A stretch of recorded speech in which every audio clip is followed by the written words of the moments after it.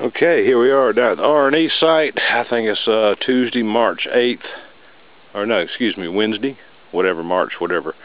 Anyway, 2010. The other day we came down to this site. Noticed that ground seemed to be moving pretty quick. Well, it turns out the diggers weren't going deep enough. So they were informed that you've got to dig down.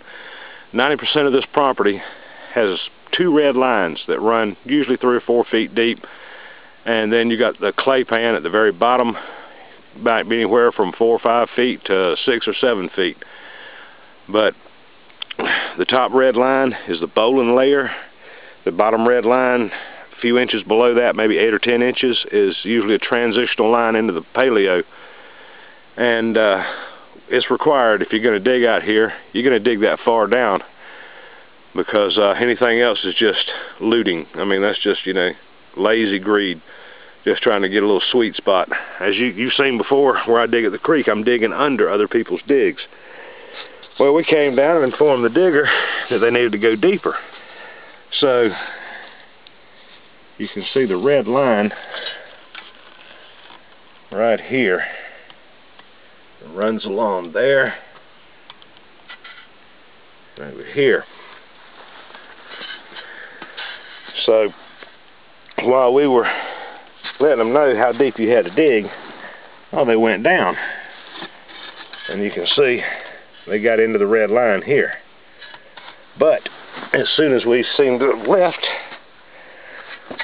the line comes back up, or the dig comes back up again and runs shallow. And they're digging like knee to thigh deep.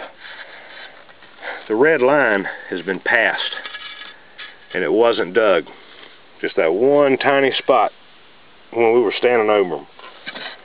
So this is just to inform that I will go behind you. I will dig back into your throwout, and I'll find out if you're digging deep enough. Now, you know, that's a disrespect to the Indians. It's a disrespect to us. It's just, that's not acceptable. If you're not going to dig it correctly, if you're not going to dig it deep enough to get the artifacts out, stay at the house and watch TV. That's not a game for lazy people. And I'm not going to tolerate looting running the site. You could dig this whole place up in 3 or 4 years if you don't dig down deep enough. You know, that ruins it for everybody else. No telling how many artifacts you leave below where you're digging if you're too lazy. So that's not going to fly. It's actually, you know, the level where it was dug, you're looking at less than 3 feet. Now, like I say, over 90% of this area, you can see those red lines. If you can't find the red line, I tell the digger, go down to the clay pan. Alright, that's the absolute bottom. There's nothing below that. That's the clay pan. Now see, there's no red lines right here. But if you find the clay pan, you know, I'm not saying everybody's got to dig all the way to the clay. If you want to come back up off that clay a foot or two, that's acceptable, because anything below that is really, really rare. But then again, it could be the one you're looking for. But we do require that you dig, I'd say deeper than knee deep. At least 3 feet, 4 feet, anywhere out here. You've got to dig at least 3 or 4 feet to get, I'd say 80% of the artifacts. In this spot,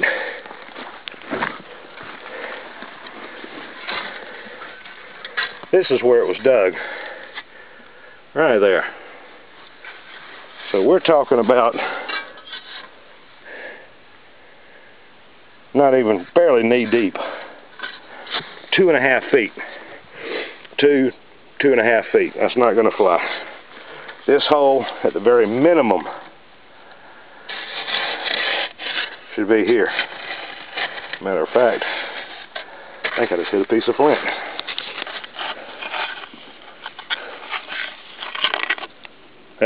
Rock. Oh well.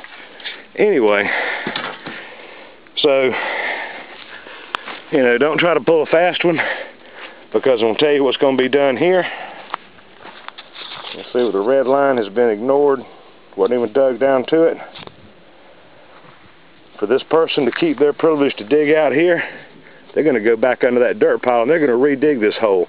And they're going to get that red line out of there and the artifacts. Once an area's been dug here, I want to know it's completely harvested